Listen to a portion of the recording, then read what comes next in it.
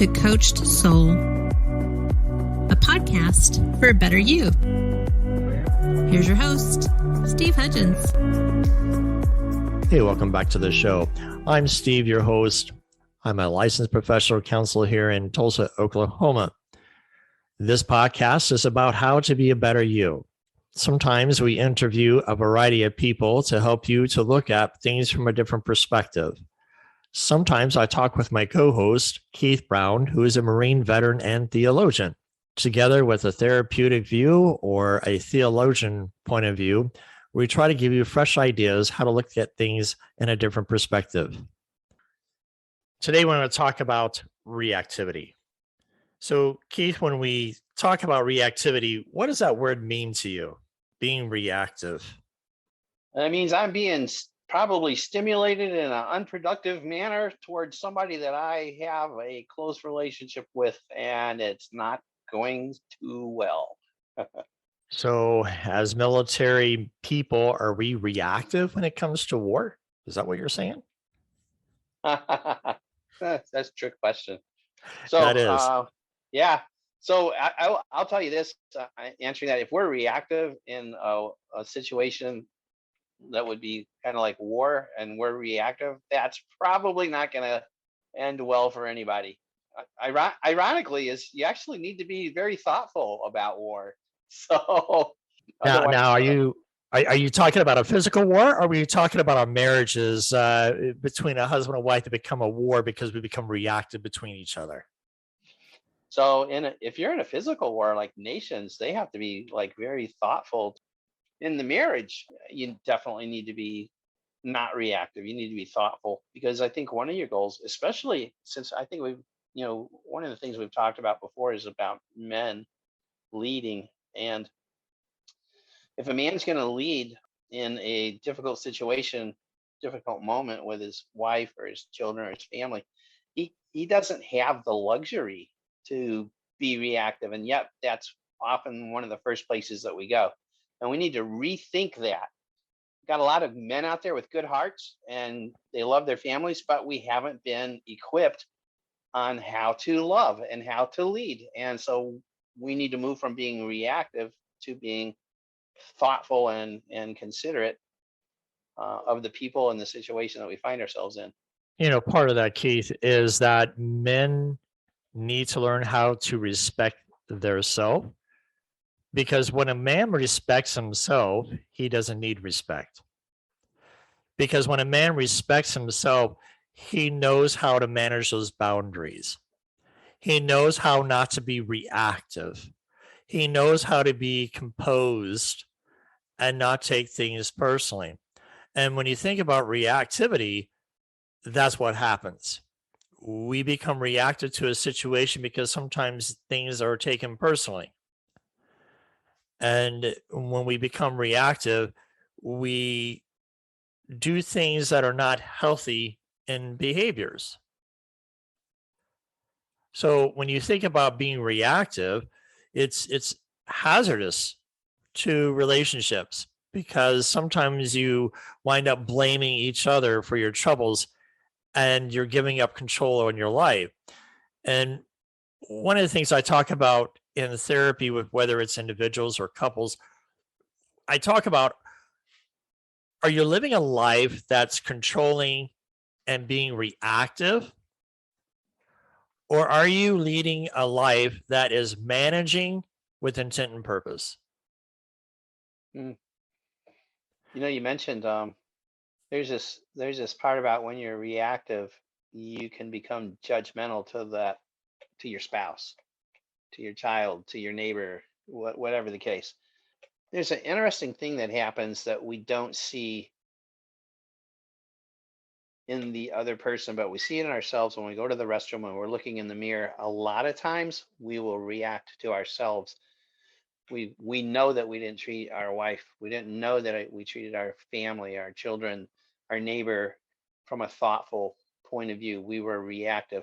We will then oftentimes, outside of the view of other people, go into the restroom and look in the mirror and we will definitely judge ourselves, find ourselves falling short. We'll be very harsh, very short on ourselves. If we're harsh and short towards our wife, our children, and other people, we will, maybe in a dark, quiet place, treat ourselves the same way. And matter of fact, I would say that we were treating ourselves that way to begin with. And then that reactive agent that we reveal in front of our spouse and our family, our children, and our neighbors is really a reflection of how we truly treat our own selves. So you were right in the sense that if we want honor and dignity and respect, and we want people to show that to us, we need to first show that to ourselves and show that to others before we can expect anyone to show that back to us. So we have to be the first ones, and that's part of being a man, and that's part of leadership. And we have to lead ourselves. Well, in a therapeutic standpoint, Keith, when we think about respect, it's what I call building healthy boundaries. Healthy boundaries, when I talk to my clients, it protects your sense of identity. Yes. Because you're not allowing the other person to cross that emotional boundary to strategically manipulate you, so to speak. You are able to set healthy boundaries.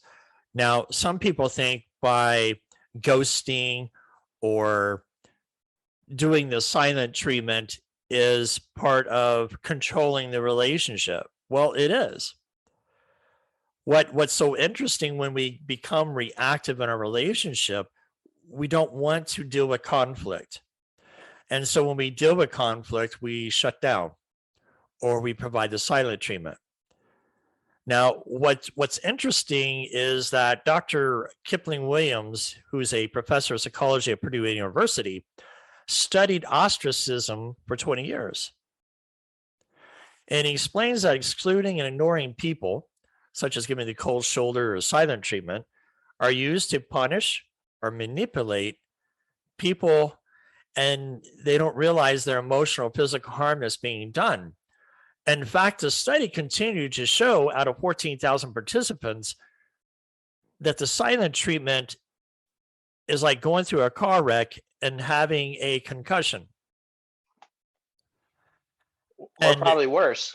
Right. So when you think about sometimes partners get locked into this pattern because of what's happening on the inside of the silent inner child that's screaming now, because we hit these little landmines that pop up. And so we become reactive in our relationships. That doesn't become very healthy. And so it is a form of emotional abuse. A lot of people don't realize that it's a form of control. And when we become reactive, the silent treatment does a couple of things. It's avoidance, because some people don't know how to handle conflict. It's communication. They use silent treatment because they don't know how to express their feelings. And they'll justify it by, well, you're not listening. And so that's being reactive. And so they use the silent treatment as punishment. So if a person uses silence to punish someone, it's really to a form of exerting control or power. And again, what is that doing? It's being reactive. So what do you think from a theologian perspective when it comes down to treating people? What about being reactive? We seem to live in a society that's reactive. What are your thoughts? The good book says, consider others better than yourselves.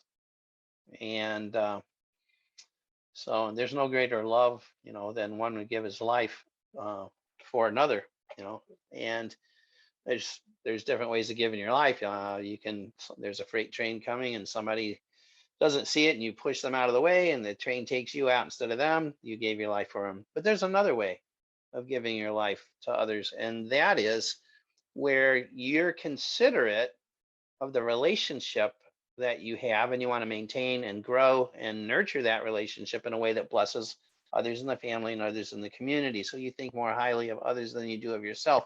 And then the idea is that that's going to multiply because you're setting a good example. So rather than being reactive, we want to be contemplative. We want to be thoughtful. We want to be kind. We want to be considerate. We want to be someone who is one of the words that comes to my mind, and it's not a word that comes to the mind of men very often, but it's an important one, is we want to be nurturing rather than reactive. And that is a tall challenge for us, to learn how to be nurturing rather than reactive. Reactive is being there's a natural inclination towards being reactive, and it almost has a sense of urgency and immediacy with it, where nurturing is taking your time and you're listening, you're being considerate, you're being patient. And it's the story. There's a saying that says, if you want to go fast, you have to learn how to go slow. And so that thought would find a good place in our heart right now. I think when it comes down to relationships, one of the things that we're not very good at is validation. Oh, yes. Yes. It's validating one another's feelings, whether they're right or wrong. But perception is reality. When I talk about, But Steve, wait a minute. Wait a minute. Before I can validate my wife or my child, I first have to exhibit patience to listen to them. And I think, boy, I am so impatient. I want to get this done, and I want to get it done now. And by golly, if it doesn't get done right now, somebody's in trouble. And so in my rush to accomplish what's in my mind or in my heart, I can't even approach validating anyone, because I'm only concerned about accomplishing the immediate objective, and my wife is precluding my progress. And so I become reactive. There's no way I can even begin to validate who and where she is at the moment, because I'm so tied up in accomplishing my goal, my task, and she's preventing me from doing it. you hit the nail on the head that we often forget here is the differences between men and women. Women are very social creatures. They need that social interaction, that need that emotional tie. But a man doesn't have time to sit down and listen. He's got a mission. My need is to get it fixed, and fix it now. Right. And so when there's that interruption of something, of a honeydew, or can we talk, men kind of get exasperated a little bit, and they don't know how to talk or communicate sometimes. And so for relationships, the way I describe it is, I think I talked a little bit on a prior podcast, but let's do it again. When I talk to couples, I use an illustration of a bottle of water. It's half empty. And I put it on my knee and I say, look, what do you see? A bottle, and water is moving. I said, I'm not trying to be derogatory, but this is the only way I can explain a relationship. Women are like liquid. They're emotionally everywhere. That's why we have Hallmark commercials. We have emotions to move them. And sometimes when the hormones kick in and it's stress of life that's there, they become reactive on their emotion. But typically women act on emotion. Men, on the other hand, should act on process of thought.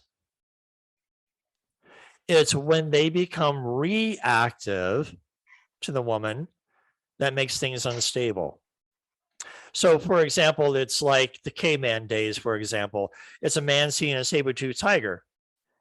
He gets all scared, runs in the cave, and hides behind her skirt. Well, she's going to get angry and bop him on the head and go take care of the tiger. She doesn't like that mode because she doesn't feel safe or secure. But when a man is stable and even though he may be scared on the inside, he doesn't expose that. He goes out and takes care of what he needs to, comes back in, and she feels safe and secure. It's when we become in a relationship, either side, we take things personally and we become reactive. That's when things in a relationship become explosive.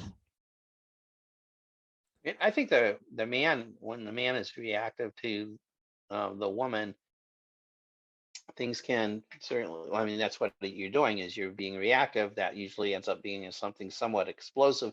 But it's not always just the woman. Sometimes it's a situation, and then the woman is caught up in that situation. So it's a lot better for us as men. And and I would say, hey guys, all of us want to be a strong man. I don't know of any man that would say I don't want to be a strong man. So I think if you want to be a strong man, you're going to have to slow down a little bit. You're going to have to be thoughtful and not be reactive. That's going to take, I would say, probably some accountability, one man to another, as we learn how to mentor each other and to mature each other to grow to become the men. I don't know that I can be the man that I want to be completely on my own. I need another good man to help keep me accountable, that can see me from the outside and help me make wise decisions. And then I have to return the favor to the other man. And that way, hopefully, we'll be less reactive and we'll be more mature. What do you think, Steve? You touch on a good point. I call it wingman. Ah, In one night in a men's study group at church, we talked about that. That to me, that I made the comment that men need to be wingman to each other. The problem is that women are very good about this. They have a social network that they can go to and vent, and they know which friends to talk to, etc. The issue is men don't do that. We talk about sports, we talk about our work, we talk about other things, but we don't get down to the point of, hey, Keith, I see that you're struggling in your marriage. What's going on, man? correct. We don't get involved because we see it. We've been taught by our society and growing up that any expression from man is a sign of weakness. When instead, when a man is silent and acts on emotion of anger, that's the sign of weakness. A sign of strength is having the courage to talk about what's going on in the inside so that he doesn't become reactive. But when we look at society, it's not just a man or a woman relationship. It's a man or a woman to woman or whatever. We become reactive to each other because we're taking things too personal and we become reactive. Why It's, you got to ask the question though, Steve. Why are we taking things so personal? And I would hedge a bet it's not because of the immediate situation. so I want to challenge that question for a second. I've been trying to stop using the question why. And the reason, if you really think about it, the why question, why did you do that? Well, why this? It's so easy to explain with a lie, blame, or excuse, or even, I don't know. Ask a kid, why'd you do that? You're going to get the four things. I don't know. Lie, blame, or excuse. Because the question becomes judgmental. Hmm. If we change it to a cognitive ability of thinking, what causes us to be reactionary to one another? And the one thing I have to say, it's fear. Is Hmm. fear of rejection? Is fear of abandonment? It's fear of being validated or acknowledged. Because you think about, where does fear stem from? It stems from that childhood of imprinting and conditioning through all along our childhood. Now, I'm not saying our parents, there's education that comes involved. As children, we learn how to use social skills in school. And that was disrupted when we had COVID. And so now we have much more of a different mess of anxiety that we can go down that rabbit hole, but we're not going to do that for this segment. But what causes us to be reactive? And sometimes our focus is on something we don't have. It's something we don't have, and this is very similar but slightly different. Something we haven't received that was almost an essential ingredient so that you don't end up with a cake half baked. Something is missing, and that makes us feel threatened. And that key ingredient, because we need to wrap it up here shortly, is the fact that key ingredient that's missing is validation. When we don't validate one another, our little child hurt screams, becomes reactive. There is no impulse control. We become very impulsive because we're hurt. Now we're in the fight, flight, freeze moment of our brain, and we're not stopping to think of the cognitive ability here. I want to be heard. We want to be heard. Right. We don't stop to validate one another's feelings, whether they're right or wrong. And to prove this point, they're finding in Alzheimer's patients that when we discount what they're saying, they become more irritable. For example, let's say a lady lost her husband 10 years. She comes out and says, "Oh, I'm dressed up to go for a dance. I'm waiting on my husband to come pick me up." And if a tech or a nurse confronts that, "Oh, go back to your room, your husband's been dead," she becomes so irritable. But if we validate those feelings, "Hey, you look great tonight. Go have a seat. Hope things turn out well for you."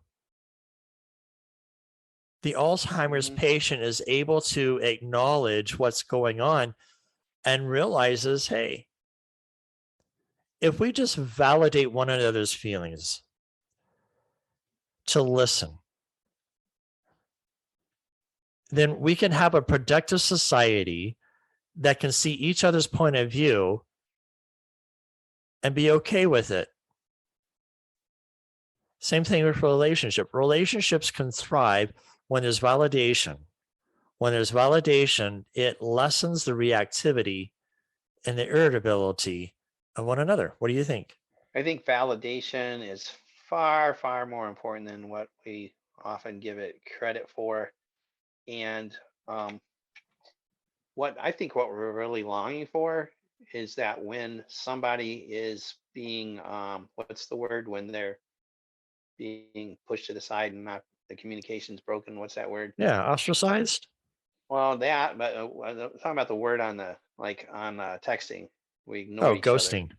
Yeah, ghosting. When we're ghosting each other, we're unvalidating. And so what we need to do, and both sides of the party need to understand this, is that we need to have the courage to go through the conflict. Because if we have the courage to go through the conflict in an honorable way, we end up even working through difficult and incredibly difficult times. If we spend the time with each other, you spend the time with me, I spend the time with you, to work through something incredibly difficult, we get validated. Not that we solved the problem, but that we cared enough to interact with each other. You're absolutely correct that when we validate, we can work together. It's about learning how to set aside our inner child hurts, being able to be humble, set aside pride, and just listen to the other person. I mean, I've got great conversations with people who are agnostic or atheist. I have great conversations, and I walk away learning a lot more because I chose to listen. I chose to validate their feelings.